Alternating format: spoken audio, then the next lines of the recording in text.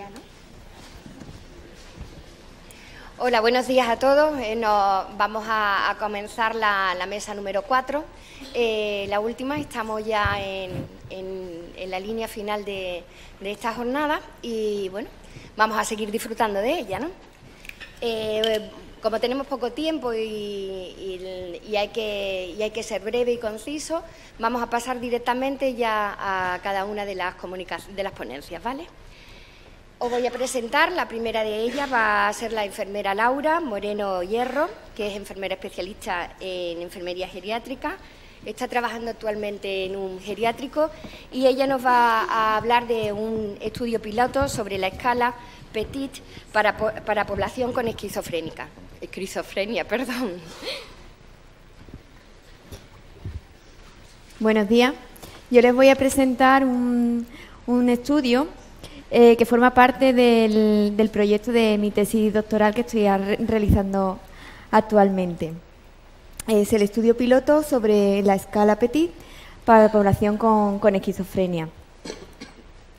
La esquizofrenia es un trastorno mental grave que afecta a más de 21 millones de personas en todo el mundo, con una prevalencia del 1% en la población general. Se caracteriza por una distorsión del pensamiento, de las percepciones, de las emociones, del lenguaje, de la conciencia de sí mismo y de la conducta, y que afecta a la vida de las personas. Se presenta con más frecuencia en hombres e independientemente de la raza o de la clase social o económica a la que pertenezca. Su tratamiento siempre debe de ir encaminado a la desaparición de los síntomas una vez que han aparecido, a prevenir que aparezcan síntomas nuevos y a la rehabilitación del paciente para un mejor funcionamiento global y una inserción en la sociedad adecuada. A pesar de que en la actualidad ha habido grandes avances en cuanto a la medicación y a los tratamientos en general, el porcentaje de no adherencia al tratamiento sigue siendo muy elevado. Y todo esto se relaciona con la calidad de vida del paciente. Por tanto, es fundamental valorar todos estos aspectos y fomentar la investigación en este tema, valorando la implicación de enfermería en cuanto a la valoración y seguimiento de estos pacientes de manera ambulatoria. El cuestionario Petit, objeto de nuestro estudio, es una escala desarrollada por Borguantiagua en 2002 que nos permite evaluar todos estos aspectos de una forma sencilla, ya que nos permite evaluar cambios subjetivos durante el tratamiento con fármacos antipsicóticos, adherencia al tratamiento y calidad de vida en personas con esquizofrenia. Es un cuestionario autoadministrado con 30 preguntas y que se cumplimenta en un tiempo estimado de 3-5 minutos. Se trata, por tanto, de un método de evaluación sencillo, fácil de cumplimentar por el paciente y nos permite poderlo incorporar de una manera ágil a la rutina diaria. De ahí el interés de la validación en este tipo de población. El objetivo de nuestro estudio fue analizar la fiabilidad y factibilidad de la escala Petit en población con esquizofrenia y para ello se hizo una prueba piloto con 25 pacientes diagnosticados de esquizofrenia según los criterios del DSM-5, que se encontraban en ese momento en tratamiento ambulatorio en las unidades de salud mental de San Fernando y de Cádiz. Se cumplimenta la escala Petit y además la escala PAN para ver el estado psicopatológico de los pacientes y una escala un cuestionario de datos sociodemográficos. Para la fiabilidad de la escala se utilizó el análisis de la consistencia interna mediante el cálculo de los coeficientes del alfa de Cronbach. Y por último, mediante una escala Likert del 0 al 10 se registró la comprensión del cuestionario. Entre los resultados obtenidos de esta muestra de 25 pacientes, cuya edad media fue de 49 años, fueron los siguientes. El 84% fueron solteros, 72% de hombres, El 68% habían cursado enseñanza secundaria y el 24% no tenían estudio. En cuanto a la convivencia familiar, el 52% hacían uso de los recursos de Faizen, de los hogares y demás, y el 44% vivía con familiares. En cuanto a los resultados obtenidos en la escala PANSS, el 68% pertenecían al subtipo positivo y el 32% al subtipo negativo. En cuanto a la consistencia interna, aporta resultados superiores a 0,7 de los coeficientes de Cronbach. Y la comprensión fue puntuada con una nota media de un 9,76 y el tiempo medio estimado obtenido es de 3 minutos. Como conclusión, podemos decir que la escala Petit presenta una buena fiabilidad, se cumplimenta en un tiempo razonable y no se han encontrado elementos de mejora.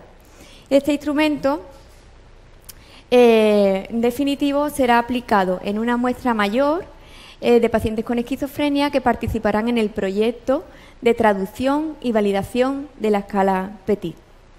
Muchas gracias por su tiempo. Gracias. Gracias, Laura. Pasamos a la siguiente comunicación.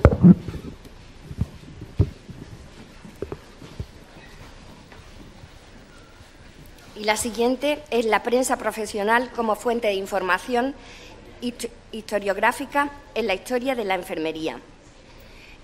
Nos la va a presentar el enfermero Antonio Marín Paz, que es enfermero que está trabajando ahora mismo en la Facultad de Enfermería en Algeciras. Cuando quieras. Buenos días.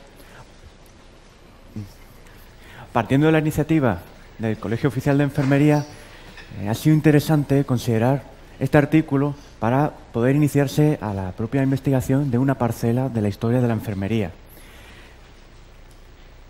Hay que tener en cuenta que la prensa profesional supone una fuente de información historiográfica de indudable valor, ya que puede contener información más extensa con respecto a otros registros históricos.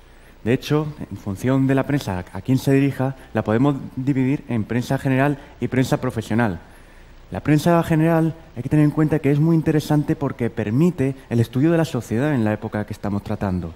Pero es que además también nos permite conocer cómo valoraban la sanidad la propia población.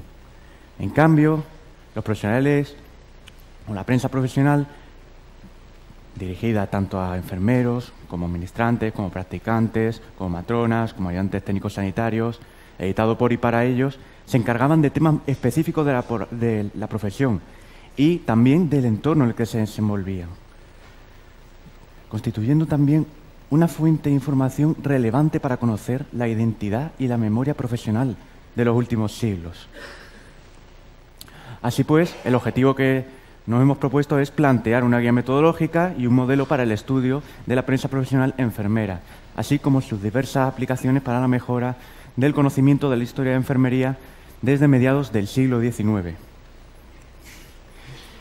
Este artículo es de carácter metodológico, pero se puede utilizar diferentes metodologías específicas para esta prensa. Para ello podemos utilizar los métodos heurísticos y hermenéuticos para el análisis de la fuente de información historiográfica consultadas, así como el método histórico de la interpretación de textos. También se puede emplear otro tipo de metodología, como puede ser el método gadameriniano, o bien fuentes de interpretación de textos.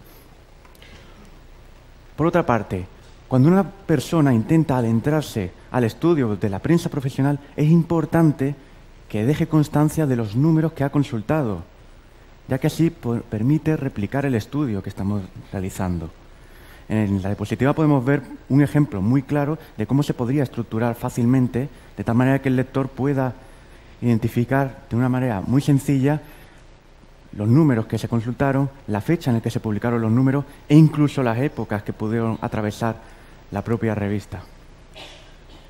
El estudio crítico de la prensa profesional enfermera pasa por estudiar concienzudamente tanto los aspectos estructurales como de contenido, como veremos a continuación.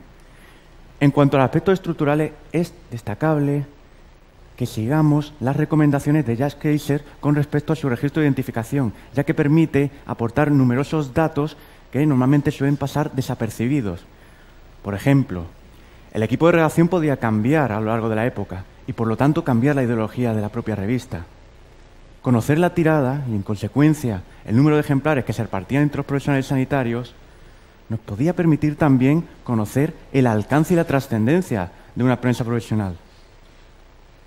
Por otra parte, también es importante constar los nombres y el apellido de los profesionales que continuamente colaboraban con esta prensa, ya que es triste recordar y pensar que conocemos mucho mejor nombres y apellidos de otros profesionales sanitarios a lo largo de la historia y no de nuestra propia profesión. Por otra parte, las fotos y las figuras que aparecen en la diversa prensa profesional es susceptible de realizarse estudios iconográficos. Especialmente importante aquellas fotografías que implican nuestros propios profesionales del pasado, pero también eventos relevantes, como podía ser perfectamente la huelga de sanitarios de Jerez de la Frontera en 1919. La prensa también es destinada al consumo público y, por lo tanto, se basa de métodos de financiación. Aparte del pago directo de los diferentes profesionales, o bien mediante suscripción, también se valía de la propia publicidad, que podía dividirse en general o directamente profesional. General nos podemos centrar, por ejemplo, en servicios o establecimientos que se ofertaban en la prensa, pero también podía ser los específicos, adaptados a productos farmacéuticos o bien instrumental. En cambio, cuando vamos a estudiar los aspectos de contenido, es destacable que, aparte de la lectura concienzuda que tenemos que realizar, a través de la continua consulta reiterada de la prensa y de las revistas profesionales, hemos dado cuenta de que hay una serie de aspectos que suelen repetirse continuamente, de tal manera que hemos constatado una serie de ejes temáticos. El primer eje habla del asociacionismo, de la identidad profesional, de las relaciones entre los diferentes profesionales. Por ejemplo, los practicantes se quejaban de que las enfermeras estaban continuamente provocando intrusismo en su propia profesión, sobre todo cuando comenzó la formación de las enfermeras a través de la Escuela de Santa Isabel de Hungría. Pero es que, a su vez, las matronas criticaban a los practicantes porque podían ejercer en partos en las poblaciones rurales a principios del siglo XX. Otro aspecto a tener en cuenta son las condiciones laborales. A menudo nos encontrábamos que los practicantes rurales tenían más problemas económicos porque no se les pagaba lo suficiente, pero aún más las matronas rurales porque su salario era precisamente la mitad que el de los practicantes. Otro eje fundamental es la formación, ya que, paradójicamente, en el pasado, para que aumentase su visibilidad en la sociedad, querían formarse, como actualmente, y para ello necesitaban realizar cursos o incluso promocionarse en las revistas a través de artículos de formación. Otro eje fundamental es el reconocimiento entre los diferentes profesionales, ya que a través de la formación y la propia aplicabilidad de los conocimientos podía ocurrir que un enfermero o enfermera, un practicante, un ministrante, podía ser reconocido entre la propia profesión o entre otras ramas de las disciplinas sanitarias. Un ejemplo de ello tenemos en la creación del agua Merino, creada por el practicante Andrés Merino, para reducir las secuelas de la epidemia de viruela que estaba produciéndose en Madrid a principios del siglo XX. Pero otro eje importante también es precisamente la visión que tenían los profesionales con respecto a la sanidad, ya que ellos eran testigos directos y además eran parte del motor que movía la evolución de la sanidad. Y para ello no dudaban en realizar artículos críticos con respecto a las actividades que se realizaban a través de la sanidad. Un ejemplo de ello fue la crítica que realizaron los practicantes con respecto al cierre del Hospital de Epidemias Cerro del Pimiento, cuando todavía existía epidemia de viruela. Y para ir finalizando, vamos a enumerar algunas conclusiones. El análisis de la prensa, tanto profesional como general, ofrece un amplio repertorio de posibilidades para la mejora del conocimiento histórico de la enfermería, desde mediados del siglo XIX. Y segundo, el modelo planteado analiza de forma pormenorizada la estructura y el contenido de la prensa profesional histórica, permitiendo el estudio de las diversas temáticas que fueron recurrentes, así como la visión de los profesionales de enfermería durante la época tratada. Y para finalizar mi intervención, me gustaría destacar que es interesante que no subestimemos la constancia escrita de nuestras actividades. Solo a través del registro de nuestras actividades escritas podemos conocer quiénes somos, qué hacemos y a dónde queremos llegar. Muchas gracias.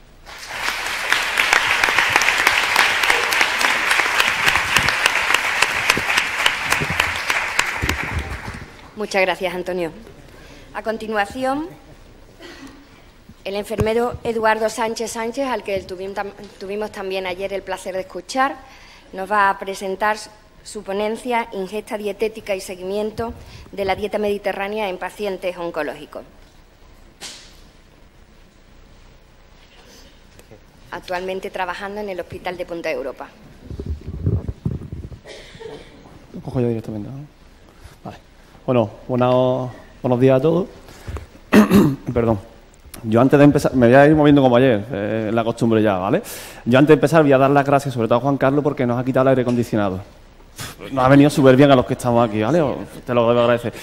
Y después en el taller prejornada yo lo decía, cuando tenemos que hablar al público, ¿no? Cuando tenemos que hablar, tenemos que ver el estado de ánimo que tiene el público. ¿Cómo estáis? Bien.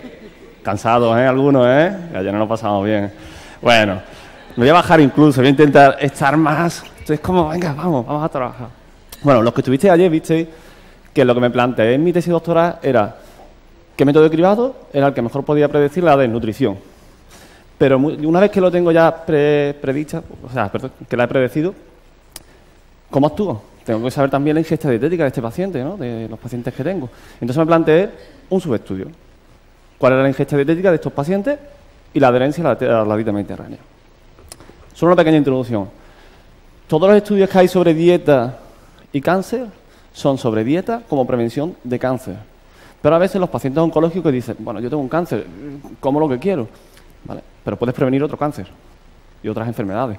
Si veis, no sé si se verá bien, pero bueno, veis que el 90 al 95% de los cánceres vienen derivados de factores ambientales, de los cuales el más importante es la dieta. Si incluimos la dieta, la obesidad y el alcohol, que está todo en el mismo, 6 de cada 10 cánceres se podrían evitar. O sea, bastante importante, ¿no? Al final estamos con las antenas, esto, y sin embargo comemos lo que queremos, tal, hacemos una locura, ¿vale? Los cánceres que tienen relación con la dieta, ahí tenéis casi todos los que tienen relación con la dieta y el porcentaje que tienen, ¿vale? Entonces, si seguimos una dieta correcta, sobre todo una dieta mediterránea, que es nuestra dieta, pues podríamos evitar algunos cánceres de este tipo. Hay muchos estudios que hablan de prevención, en este caso Predime habla de la prevención de enfermedades cardiovasculares, de lo que son infartos de miocardio, accidentes cerebrovasculares y algunos. Y ya demuestran que una dieta mediterránea, seguida de forma correcta, podría evitar este tipo de enfermedades. Y después el estudio PIC.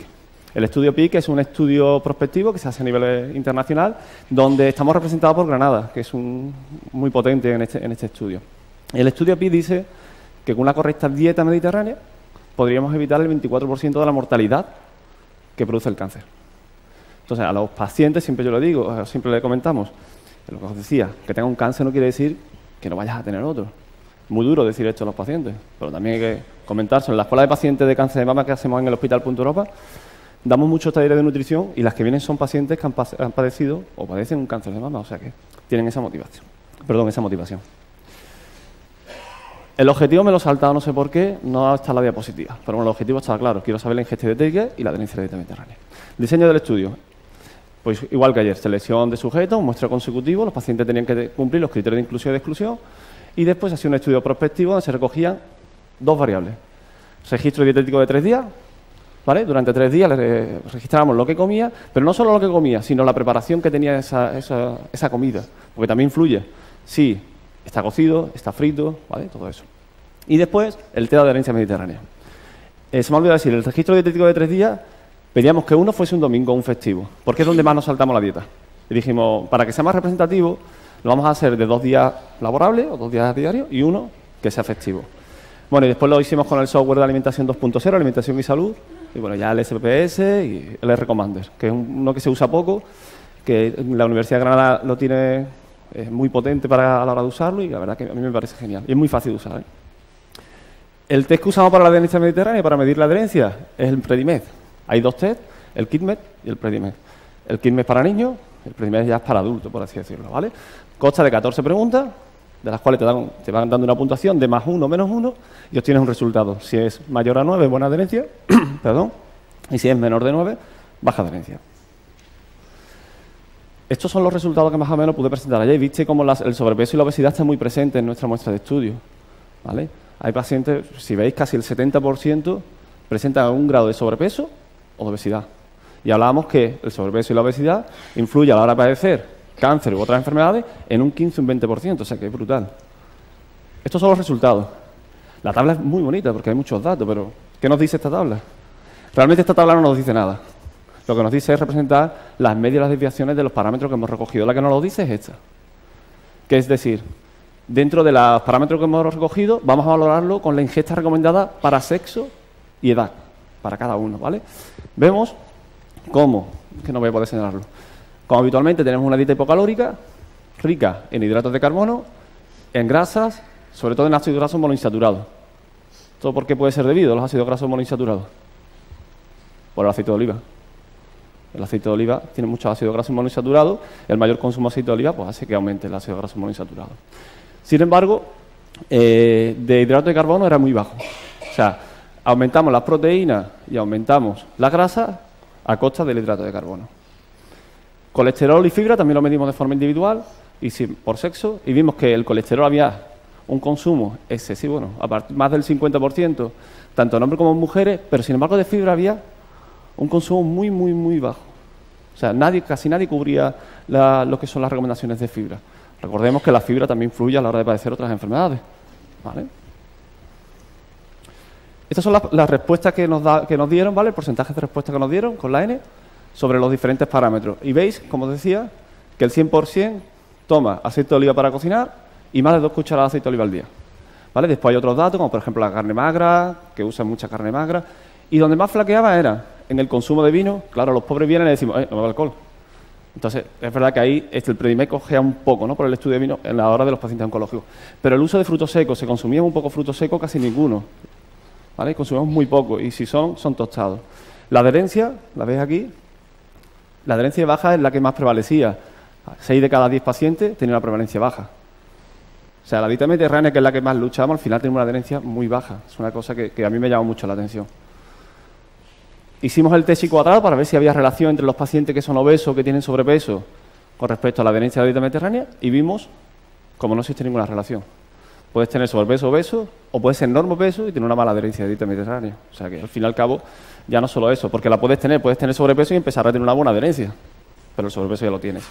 Y después lo hicimos por sexo. Vimos si entre hombre y mujer había diferencia también. Tampoco ninguna diferencia significativa. Los datos hay que mostrarlo aunque no nos guste. Pensaba, a ver si encuentro alguna diferencia y de ahí los exploto. No, pues en este caso no había ninguna diferencia. Conclusiones. Nuestra dieta es hipocalórica, la dieta mediterránea, la dieta de estos pacientes es hipocalórica, baja en hidrato de carbono, baja en fibra y alta en proteína y grasas.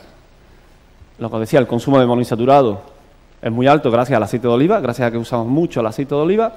El grado de adherencia era bajo. Y es lo que os comentaba al principio. El conocer la ingesta dietética de estos pacientes lo que hace es ayudarnos a saber cómo vamos a actuar, cómo vamos a intervenir en estos pacientes. Entonces es necesario tener un registro dietético de estos pacientes para valorar qué es lo que tenemos que añadir o quitar. Muchas gracias, creo que he ido bien de tiempo. Perfecto, muchas gracias.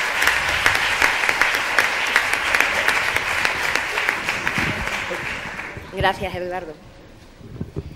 A continuación van a hablaros del coste-eficiencia de la elección de apósitos en heridas crónicas con biofilm basado en un modelo teórico. Sí es verdad que en vuestra información viene que el ponente sería el enfermero Carlos Núñez Ortiz, que ha excusado su ausencia, y viene un compañero por él, que es el enfermero Andoni Carrión Jiménez. Bueno, yo también le tengo aversión a la atril. No puedo. Me voy a bajar aquí. Bueno, yo soy Andoni Carrión, para los que no me conozcáis, enfermero del Hospital de la Línea, creo el único del Hospital de la Línea, una cosa para medirlo. Y debería haber estado Carlos Carrión, que es mi medio hermano, compañero y amigo, pero le ha surgido un compromiso personal, ¿no? Bueno, Carlos y yo somos parte, o más bien somos la parte andaluza, de un grupo de profesionales a nivel nacional que defendemos la idea de que para mejorar la visibilidad de las enfermeras, una de las cosas que tenemos que hacer es medir el impacto de lo que hacemos. Medirlo no en producción, sino en las consecuencias reales de lo que hacemos, ¿no? En términos económicos, en términos de resultados en salud. Y en esa idea, pues estamos continuamente pensando en qué hacemos, qué tocamos, qué medimos. Y bueno, la mayoría de las enfermeras les gustan mucho las heridas crónicas. Aquí está el amigo Palma, que creo que ayer dio un taller sobre eso. Nosotros somos concretamente unos frikis de las heridas crónicas y vivíamos una especie de tensión interna porque la evidencia va por un lado, pero las necesidades de compra normalmente van por otro, ¿no? Entonces vivimos una especie de tensión de que casi todo lo que casi toda la orientación de compra hablaban de que hacía falta hacer una selección costo efectiva de los productos, pero al final la realidad es que en el armario donde tú sacas los apósitos, la parte efectiva se había quedado atrás, que solo se había quedado la parte de costo, ¿no? Y por mucho que participábamos en reuniones, en comisiones, en propuestas, muchas veces lo que decíamos no se nos escuchaba, ¿no? Entonces decidimos buscar la forma de demostrar científicamente que limitando los catálogos no se reduce el coste de la cura de las heridas, sino que a veces, limitando los catálogos, reduce el coste de la factura a final de mes o a final de año, pero el coste global de lo que te cuesta curar una herida, pues no lo reducen, ¿no? Entonces se nos ocurrió, los que llevamos un tiempo investigando, leyendo y participando de estas cosas, pues a veces hay que utilizar objetivos reales y objetivos subterráneos en los proyectos de investigación, ¿no? Entonces se nos ocurrió, como objetivo teórico, evaluar el uso comparado de dos apósitos, que eso es relativamente tradicional, pero lo que de verdad queríamos comprobar o desmontar era el mito de que comprando un apósito más barato reduces el coste de la curación de las heridas, ¿no? Y para eso, pues diseñamos este artículo. Bueno, después fue artículo, primero fue una comunicación al Congreso de la ENAM, ¿no? Lo que hicimos fue, como es muchas veces muy complicado estudiar sobre costes, fundamentalmente porque es complicado recabar datos de gasto, generalmente esos datos de gasto no están en manos de las enfermeras y están guardados bajo 4 llaves, pues decidimos hacer un esquema teórico. Utilizamos la evidencia, generamos 2 escenarios y sobre los 2 escenarios pues hicimos una proyección de uso de los apósitos y de coste unitario de los apósitos, ¿no? Hicimos un modelo teórico de 200 heridas, calculamos la presencia de aparición de heridas con biofilm, que tienen un proceso más tórpido que las heridas normales, y fabricamos, pues ya os digo, una tabla económica. Previamente hicimos una revisión bibliográfica de publicaciones con evidencia, con coste, o sea, que hubiera reflejado coste de la curación de heridas con biofilm para calcular el coste día. Lo que nos interesaba a nosotros no era el coste total, porque las heridas hay veces que tardan mucho en curarse, ¿no? Y para poder calcular y comparar costes hace falta utilizar una media de comparación. Nosotros queríamos el coste día, ¿no? En la revisión bibliográfica nos salió que una herida con biofilm cuesta 1,5 € al día.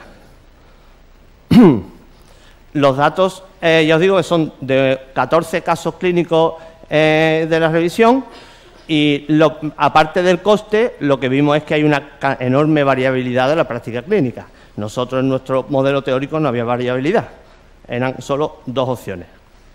Una herida que cura en 15 días, una herida que cura en 15 días, se revisa y hay que cambiar el apósito. En ese escenario nos salieron, obviamente, 2 costes día, ¿vale? En el escenario 1 nos salía a 0,59 € el día y en el 2 a 0,55. En el 0,59 es el escenario con el apósito de menor coste unitario. La clave, sobre todo, está en que lo que de verdad encarece el coste de curar una herida son las manos de las enfermeras, no los apósitos. Lo que de verdad encarece el coste de curar una herida es el tiempo que tardas en curarla, no el coste del apósito. Porque realmente el coste unitario es solo una pequeña parte de lo que cuesta una herida. Una herida no, curar una herida, ¿no? Y eso, como ponía en la presentación anterior, coincide con la evidencia publicada que no es en español porque la mayoría de los estudios de costes sobre la producción enfermera no están hechos en lengua española. Fuimos al Congreso, yo no pude ir al Congreso, pasó como esta vez, el amigo Antonio tuvo que defender la comunicación, estando en mi casa me llamaron diciendo que habíamos ganado el premio a la mejor comunicación oral y de aquella comunicación terminamos editando un artículo que se publicó el año pasado en la revista Gerocomos y que recientemente ha sido publicado en una revista de alto impacto de herida como es la Yunsukei, ¿no? Conclusiones que sacamos nosotros, aparte de la satisfacción de haber hecho un artículo, de haber publicado y de servir de estímulo para publicar más, es que estudiar sobre costes es complicado. Complicado porque la producción en lengua castellana es muy baja y es difícil compararte, te tienes que ir a artículos fundamentalmente británicos y franceses, porque para conseguir datos de producción, es decir, de costes, de gastos o de resultados de salud, que hay muy poco, es aún más difícil y sobre todo es porque la administración sanitaria, la andaluza un poco menos, pero también, no tiene mucho interés en medir el impacto de lo que producen los enfermeros.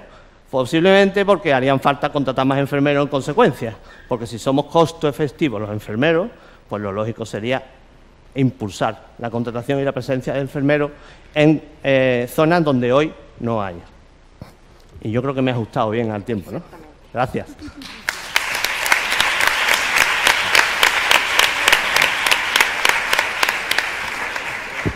Muchas gracias, Antoni. Pues nada, para concluir esta mesa, la última comunicación va a cargo de la enfermera Josefa Sánchez Lorenzo, enfermera del Hospital de Jerez, enfermera de críticos, y nos va a hablar sobre un estudio de prevalencia de moving entre los profesionales de enfermería de Cádiz.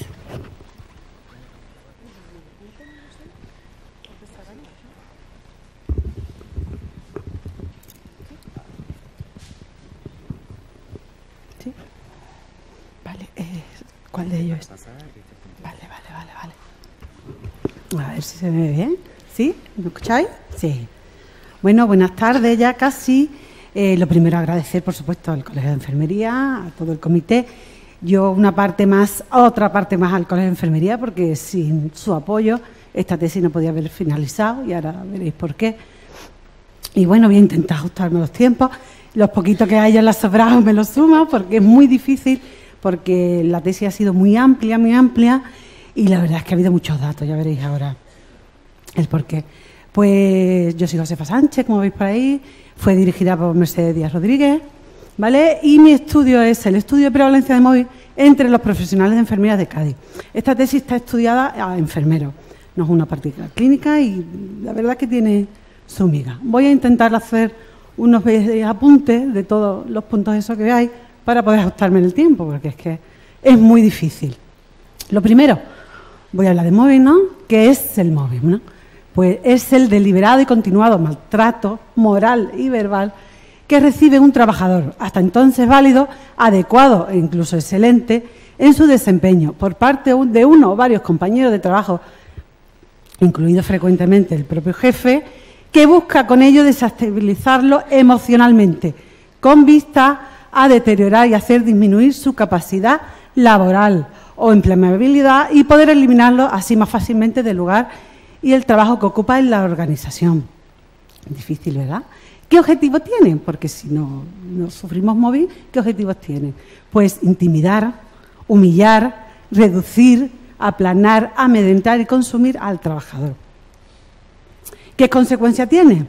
Pues el bajo rendimiento en el puesto de trabajo, disminución de la eficacia, la accidentabilidad, sufrimos más accidentes, asentismo laboral, abandono de la profesión, ansiedad, depresión y llegando incluso al suicidio.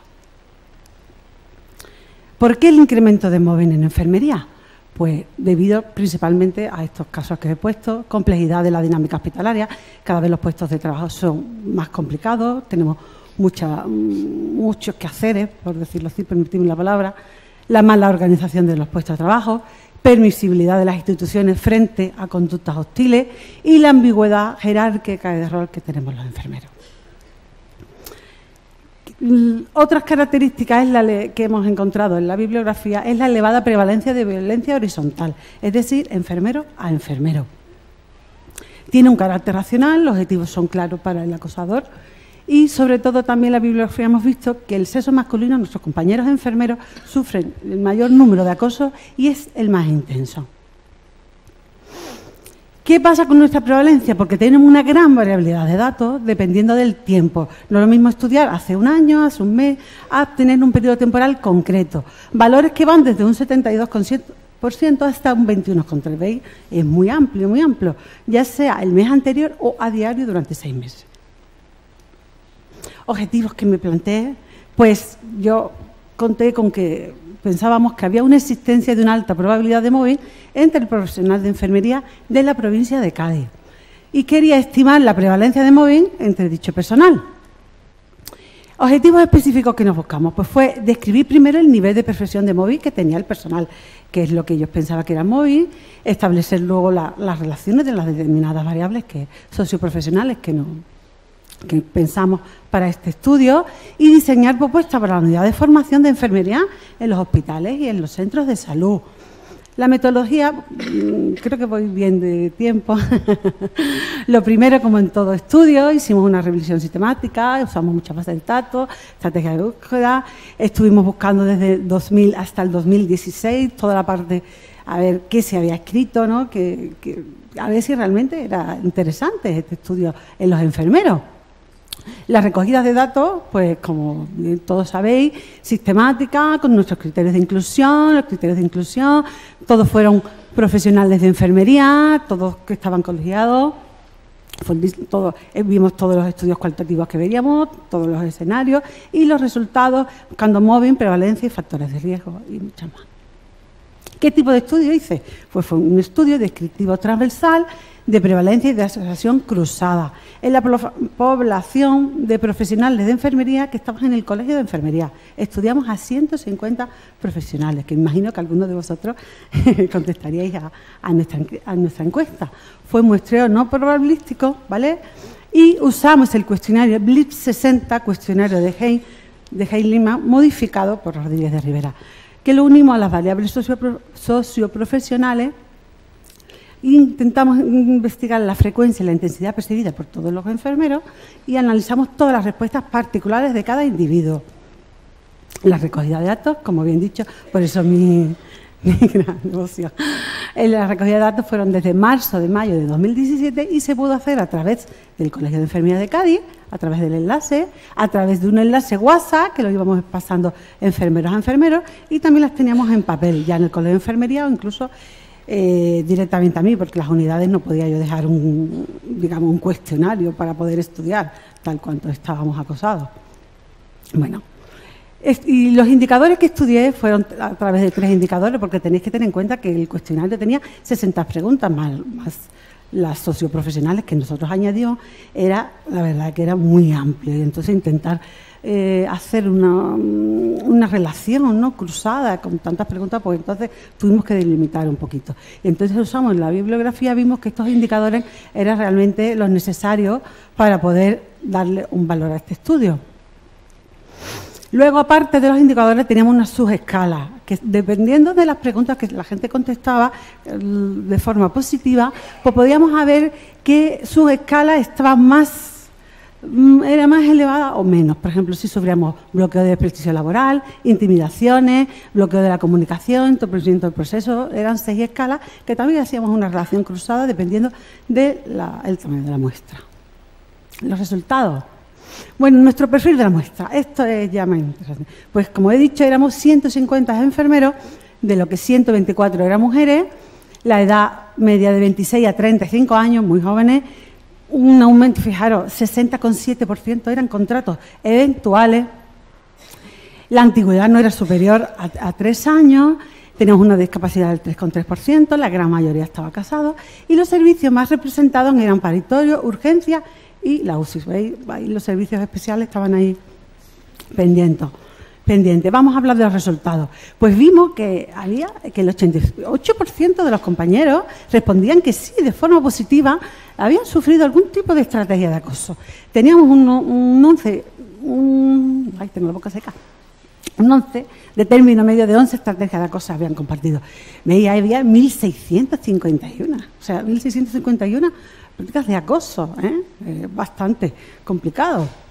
Y vemos que realmente había un 44 que moderadamente lo sufría moderadamente, un 22 bastante y el 9,3 en forma muy elevada, o sea que tenían muchas conductas de acoso, habían sufrido muchas conductas de acoso en su puesto de trabajo. Luego, de forma generalizada, dependiendo de los otros factores, veíamos que había pocas estrategias de acoso y algunas muy intensas. Luego había muchas estrategias de baja intensidad, es decir, alguna vez, raramente, pero iban marcando de forma positiva. De esas 60 estrategias, algunos habíamos sufrido bastante. ¿Qué vemos? A ver, por ejemplo, los resultados son muy amplios y ahí veíamos sobre todo un mobbing horizontal, o sea, enfermera a enfermero. Siempre hemos hablado de los jefes superiores, no, pero los resultados decían que éramos acosados por nuestros propios compañeros. En cuanto al sexo, pues el colectivo minoritario, que son los enfermeros masculinos. Las enfermeras somos un 85% de mujeres y los varones, por decirlo así, los enfermeros, veían que por cuestión de ser masculinos sufrían mucho acoso, pero como buen digo, mobbing horizontal, o sea, enfermera a enfermera, compañero a compañero. Que, como he dicho, las unidades más representadas eran paritorio, UCI y urgencia, y vimos que ahí en estas unidades lo que más había es un bloqueo de comunicación, o sea, no hablaban entre compañeras, algunas las llevaban y era también la fama de servicios cerrados, ¿no? Que siempre hablamos de los servicios cerrados como servicios especiales y lo son. Un minuto, Josefa. Bueno, muy rápido. Teníamos, como hemos dicho, un 3,3% de discapacidad y de estas personas con discapacidad, el 40% había sufrido mobbing. Limitaciones hemos tenido muchas, dependiendo del cuestionario, la ausencia de un marco conceptual, porque habéis visto que hay muchos valores, desde el 72 al 21%, entonces era muy complicado. También fortaleza, pues todas las que podéis ver, la manifiesta la necesidad de posibilidad, ¿no?, de incrementar la estrategia, la aportación de datos, de móvil a los profesionales de enfermería y sensibilidad, sobre todo, del problema. Aplicaciones prácticas, un montón de ellas, sensibilidad, formación, instalación de protocolos en nuestros puestos de trabajo. Voy un poco más rápido, ¿vale? Futuras líneas de investigación, iguales, las mismas instrumentos, estudio longitudinal de la población afectada y voy a las conclusiones. Pues vimos como conclusión que la dificultad para evaluar y analizar el móvil es muy complicado. No estamos del todo estudiados. O sea, estudiamos mucha práctica clínica, que está todo perfectamente, pero nadie nos da por estudiar nuestra salud mental, nuestra salud emocional y sobre todo nuestros puestos de trabajo. El puesto de trabajo tiene que ser un sitio donde vayamos a trabajar, sí, pero en condiciones, ¿no? No tenemos por qué sufrir acoso. Se confirma entonces nuestra hipótesis, salió un 88% de prevalencia, la necesidad de analizar la forma conjunta de todas las variables, se establece la influencia, tomar medidas de atender a las víctimas de mobbing y, sobre todo, prevenir para abordar el problema, sensibilizarnos y formación. Y muchas gracias. He corrido. No sé si...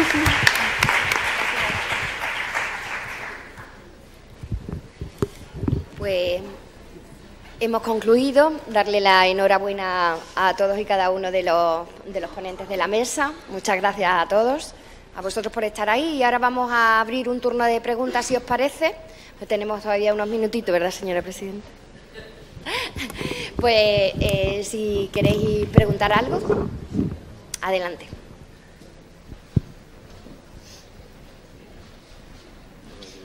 Ha quedado claro todo, ¿eh? Café. Tenía que haber venido yo anoche, ¿eh?